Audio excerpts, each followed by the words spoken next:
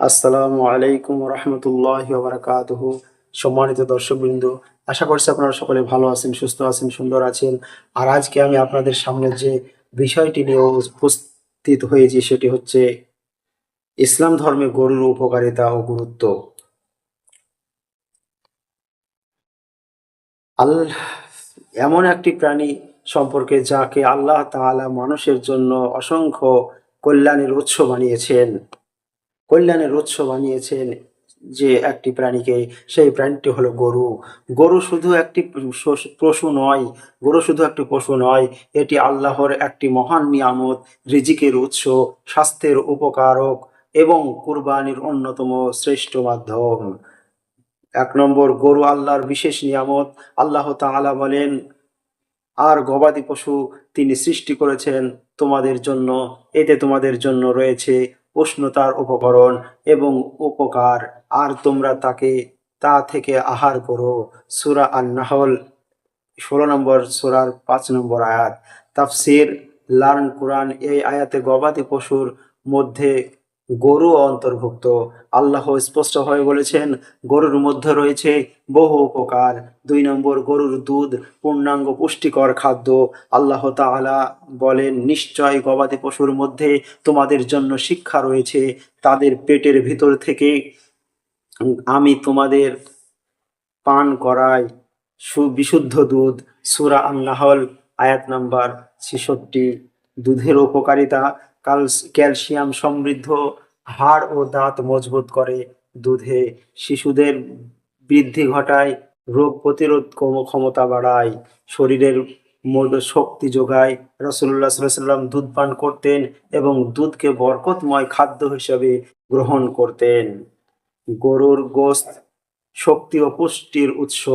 গরুর গোশতে রয়েছে উচ্চ মানের protein, iron, vitamin B 12, zinc. এগুলো শক্ত বৃদ্ধি, রক্ত বৃদ্ধি, পেশি গঠন এবং শারীরিক শক্তি বৃদ্ধিতে সহায়তা করে। গরুর চামড়া দিয়ে তৈরি হয় জুতা, ব্যাগ, বেল্ট, কোরআনের কভার, নানান শিল্পপণ্য। চামড়া শিল্প বহু মানুষের জীবিকার উৎস। 5 নম্বর, গরুর গোবর প্রাকৃতিক সার। গোবরের ব্যবহার জৈবিক সার, বায়োগ্যাস উৎপাদন, জমির উর্বরতা বৃদ্ধি, পরিবেশ বান্ধব কৃষি। তারপরে 6 নম্বর হচ্ছে গরুর মূত্র গবেষণা ভিত্তিক সীমিত ব্যবহার। কিছু লোকজ চিকিৎসায় ব্যবহার করা হলেও ইসলামে চিকিৎসার ক্ষেত্রে সর্বদা বিশ্বস্ত চিকিৎসকের পরামর্শ গ্রহণ করা উচিত। শরিয়াতে অনুমোদিত ও নিরাপদ চিকিৎসাকেই অগ্রাধিকার দিতে হবে। কৃষিকাজে গরুর ভূমিকা: 7 নম্বর হচ্ছে কৃষিকাজের গরুর ভূমিকা রয়েছে। গ্রাম বাংলায় গরু জমি চাষে, গাড়ি টানতে কৃষকের সহায়ক হিসেবে ব্যবহৃত হয়। 8 নম্বর, কুরবানির অন্যতম শ্রেষ্ঠ পশু গরু, দ্বারা 7 জন পর্যন্ত শরিক হয়ে কুরবানি করা যায়। আল্লাহ বলেন, অতএব আপনি আপনার রবের উদ্দেশ্যে সালাত আদায় করুন এবং কুরবানি করুন। সূরা আল কাউসার 108 নম্বর সূরার 2 নম্বর আয়াত। কুরবানি হলো তাকওয়া, আনুগত্য ও ত্যাগের শিক্ষা। সাদকা ও আকিকার ক্ষেত্রে ব্যবহার গরুর গোশত দরিদ্রদের মাঝে বন্টন করা যায়। এর মাধ্যমে সমাজে সহমর্মিতা ও ভ্রাতৃত্ববোধ বৃদ্ধি পায়। 10, গরুর আল্লাহর কুদরতের নিদর্শন। সূরা আল বাকারা অর্থ গাভী বা গরু। এটি আমাদের স্মরণ করিয়ে দেয় যে আল্লাহ কখনো সাধারণ বিষয়ের মাধ্যমেও গভীর শিক্ষা দেন। বনী ইসরাইলের গরুর জবাইয়ের ঘটনার শিক্ষা হলো আল্লাহর আদেশ পেলে অযথা প্রশ্ন না করে তা মেনে নেওয়া। হাদিসে গরুর দুধের উপকারিতা একটি বর্ণনায় এসেছে, গরুর দুধ পান করো কারণ তা উপকারী। এই মর্মে বিভিন্ন হাদিস গ্রন্থে বর্ণনা রয়েছে, যদিও সব বর্ণনার মান এক নয়। অর্থের দিক থেকে গরুর দুধের উপকারিতা সুপরিচিত।